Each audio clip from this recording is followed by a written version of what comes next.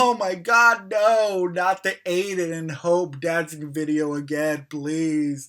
Don't force us to watch this thing over again. Ugh. He used to watch his favorite show, then got a job on a TV show, talking about that favorite show, but then he had to go. But then he got his own show, talking about that favorite show. It's called Dishin' with DOOLigan. Dishin' with DOOLigan. Hey Dooligan, Mr. Dooligan here. Welcome to another episode of Dishin' with Dooligan. I'm going to be sending out my tweet right now. Hopefully, we can get some questions or comments so I can answer during the show. All right, there we go. So let's start off with today's episode. Today's episode was your typical Monday episode, very slow, very going back and forth with the same storyline. So today we opened up our scene with Paul and John, and John is visiting Paul, and Paul's, he's sick, obviously, and he's in his hospital bed, and he's passed out, and, John's just at his bedside for his son, just being concerned. So that's how the episode opens up. And then we cut to Finn. He's talking about the CDC, how they haven't gotten back to him yet with the serum, because they did send those test results from Paul's IV bags. But they did mention that Ari was developing antibodies, and they want to figure out how that happened. But basically, they're going to try to test anything on Ari in order to get those antibodies extracted and able to make some kind of serum for the rest of the patients so they can start curing them. And then we cut to Gabby, and Gabby's visiting JJ. So now we find out that JJ is bedridden. So now he's sick in the bed, and he doesn't really look so good. He kind of looks just as bad as Paul. He's sweating. He has his little face mask on. So, so he's a lot more sicker than Gabby, because Gabby's up and walking around. After that, we cut to Hope and Rafe. So they're visiting in that famous park bench scene, and they're there talking obviously about Aiden coming back, and Hope is feeling very conflicted right now because now that she knows the truth about Aiden, how it wasn't the real Aiden who tried to kill her. So now she doesn't know what she's feeling, if she still has feelings for Aiden, if she still has feelings for Rafe. And Rafe's kind of like taking the stand, like, you know what, I'm just going to leave you alone. I'm going to give you your time, do what you need to do to figure things out. And of course, Hope being Hope, she's like, no, I know exactly what I want. And all of a sudden, she knows exactly what she wants. And then she goes in for the kiss and kisses Rafe. So I don't know if she's just trying to find some kind of rock, because Rafe is kind of like the white knight of Salem, in my opinion. Like, I mean, more so than Brady. I mean, Brady is always going to somebody's help. Anytime there's a damsel in distress, but Rafe is kind of like the Rock. Like, he's the good guy of the cast, so people tend to gravitate towards him when they need help. So she's kind of like, no. She kind of wants to have her cake and eat it too. Like, she wants Rafe, but she doesn't know if she still wants Aiden's. And then we cut to where we left off last week, where Aiden is visiting Andre in prison. Now, this is how the conversation goes. So basically, Aiden is asking Andre, why did they keep him alive? And Andre basically told him that it was for a contingency plan. So just in case the doppelganger messed up, they would put Aiden in there in order to take his place and to follow through with the job with killing Hope. And Aiden was like, no, what makes you think that I would do that? And of course, they try to go through that whole storyline. Like, they want to kill Hope to collect her insurance and blah, blah, blah, so they can have her money. And it was just dragging on with that storyline. And then actually Andre revealed to Aiden that Hope killed Stefano, and put the blame on Andre, and that's why Andre is in jail now. So now Aiden finds out that Hope did that, and he can't believe that she would actually do something like that. So we'll see if he brings that up later on to her to get her point of view on that. So then after we cut to Kayla and Steve, and this storyline is so boring.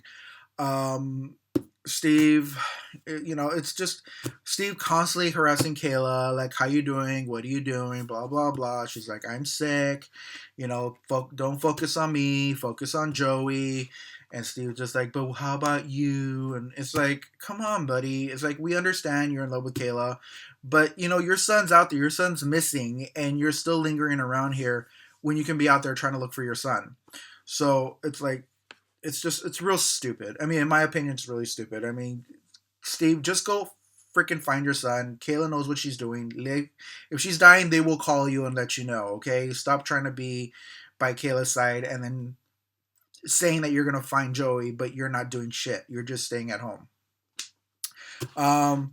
Or keeps on talking about going to LA, but yet he's still in Salem. Then we cut to Joey and Jade. Jade, they're still in this compound. We don't see Jade's aunt, but we kind of see a little bit more of how the compound is set up. So Jade and Joey are talking, and all of a sudden they introduce this new character, Dirk, who kind of has this crush on Jade, and so he comes up to her and starts flirting with her, and she doesn't stop. She doesn't stop him. She kind of like welcomes it, and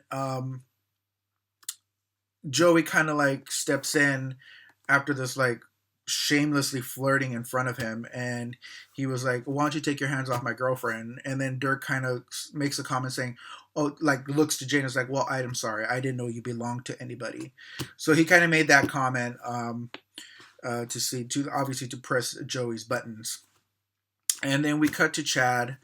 And I'm really not going to say much of Chad with this episode because he really didn't do much. Today was an easy episode for him, for Mr. Billy Flynn. I mean, all he did through every scene that they cut back, he was just being emo. Very sad, very mopey, sitting in the DeMira mansion in the dark with, being all poopy face, like, oh, Abby.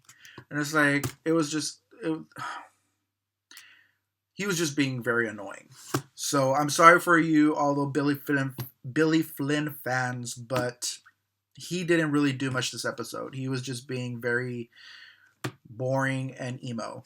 So I'm really not going to touch on Chad today because he really didn't do anything and doesn't deserve any credit for anything he did today.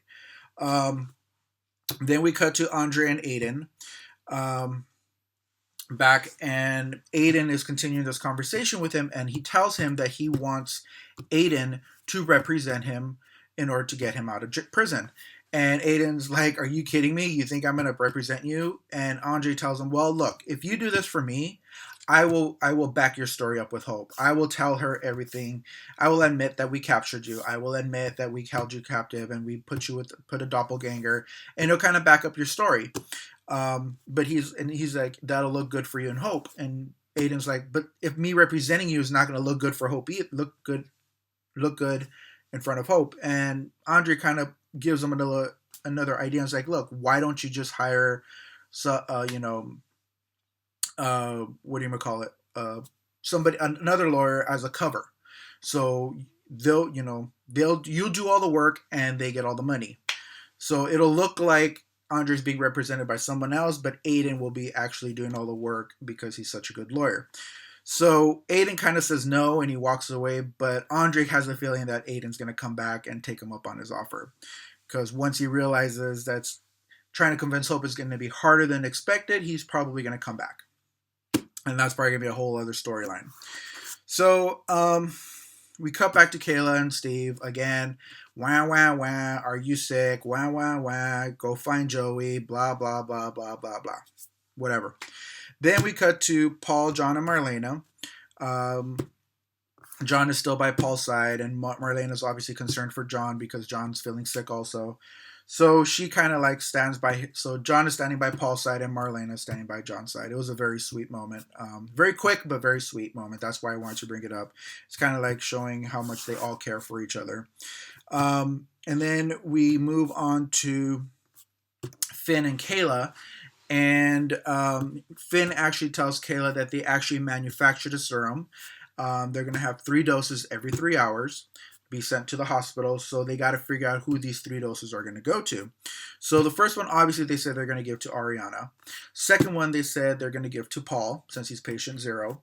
And then the third one, they said they were going to give to JJ because he's the one that's been most sick. So JJ overhears this and he's like, no, no, no, give mine to our Gabby because she's the mother of Ariana and she deserves,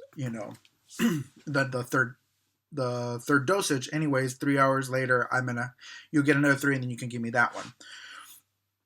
So that goes, and then Rafe comes along and he visits Gabby in the hospital, and obviously he's expressing his concern. Finally, after all this time, he finally finds time to visit Gabby, which was kind of stupid. And then we move on to Ciara. She's sitting in the famous park bench scene. And she's there with Thomas, and Aiden decides to come in, and he kind of startles her because she's just like, what are you doing here? And he kind of wants to make amends with Ciara, or trying to convince her to help him get Hope back. And she was like, I'm not going to do that for you. It's going to be pretty hard considering that your son just raped me.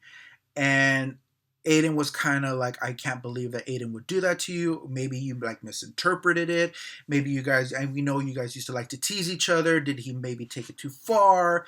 And she's like, no. She's like, it wasn't even about sex. It was all about power. Like he overpowered me and held me down and forced me and da-da. So she was explaining to him, and he still couldn't believe it. And to a point where Ciara was kind of like yelling, and it kind of woke up the baby, and the baby started crying, and then of course in walks Rafe, and seeing he walks into the situation, and Ciara just leaves, and then so Rafe is like, WTF, Aiden, what are you doing here? Really, seriously, you're gonna try to come up to Ciara and try to ask her for help to win Hope back?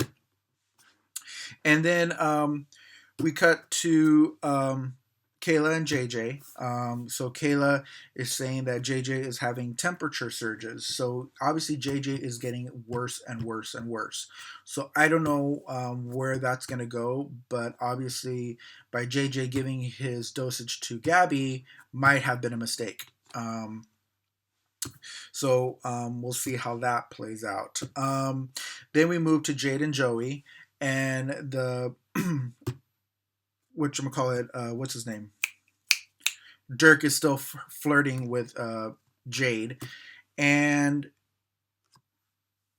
Jade kind of was like saying, I didn't know we were that serious. And Joey's like, WTF? I was like, I stole my dad's bike. I ran away from home with you. I drove to LA with you. How can you say we're not serious? And she's like, oh, haha, it's just kidding. I'm just teasing you. And it's like very stupid. I was just testing you. And then all of a sudden, Dirk's like, we got to go on a food run. And so all three of them, so Dirk, Joey, and Jade, they all go for this food run to get food for them, for the compound. And then after that, we cut to Chad. He's back in the DeMera mansion. He's still at the DeMera mansion, being all emo, sitting in the dark, being all sad. And then he goes to sleep, and then he starts dreaming about Abby. And the dream is like, Abby's home. She's like, oh, I just needed to come home. I'm home now. The only way for me to get better is to be around you guys. And, they're kissing, and, she gets up because she hears Thomas crying. She's like, I'll be right back, love, and blah, blah, blah. And she leaves, and then it's actually Thomas crying, so that wakes up Chad, and then in walks Ciara. And then she tells Chad about meeting Aiden in the park. And then we cut back to Aiden and Rafe, and they start kind of like talking about the situations, and they bond over, like, Aiden brought up the situation in the house. Stefano had a doppelganger for Rafe, and so they kind of start bonding around that, because you had a doppelganger that switched you out, and I had a doppelganger that switched us out, and it was both because of the DeMeras. So they kind of like man bond over that. And then we cut to Hope, and she's back at her home. And then now we have Hope being all emo because she finds a wedding invitation between her and Aiden. So that was kind of like, because there was flashbacks. And then we cut to Steve. Finally, he makes it to LA. Finally, after I don't know how many weeks, he finally decides to get up off his ass and go to LA to find Joey. And then we get introduced to a new character named Carl, who used to work with Steve and has his own private eye here in LA. So he starts giving him information about Joey and how to find him. And then towards the end of the episode, we're coming to the end. Um, Hope is still at her house being all emo, and then doorbell rings and Aiden's at the door. And he shows her the dreaded dancing video again. Why, God? Why do we have to be succumb to this video all over again? I'm like, we watched it a billion times when they were dating. Like every other scene with them was when they were dancing at that auction or that silent auction. So he decides to show her the video about, he's like, oh, I just want to show you how much we used to love each other. And he shows that video, and I was just like, oh my God, please don't start showing that video again, that footage. It's just horrible. And then we cut to Jay, Joey, and Dirk back at the compound, and we find out what this real food run was. It was actually them robbing the place. So they just committed a felony, armed robbery. And Joey's like freaking out. He's like, I don't need to go back to jail now.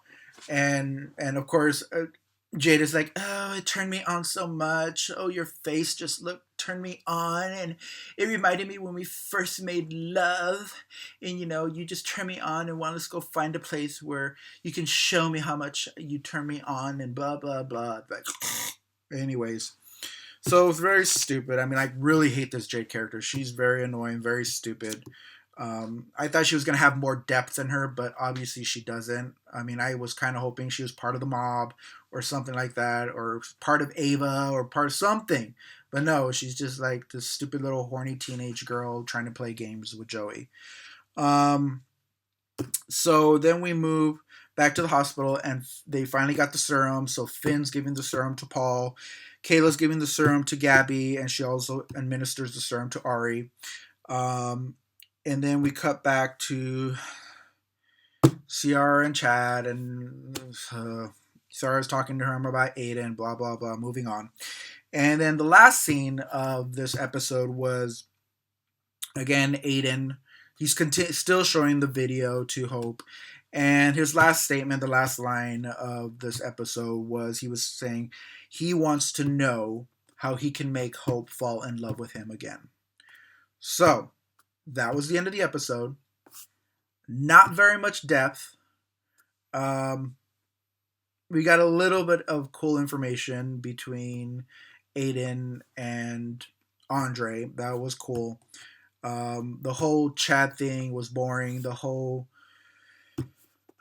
Steve and Kayla was boring. I mean, it's just move on. Anyways, so yeah, so that was it. I mean, it was a very boring Monday, but that's what you can expect from a Monday episode. I mean, look at last Monday's episode. It was a whole hour just on Aiden.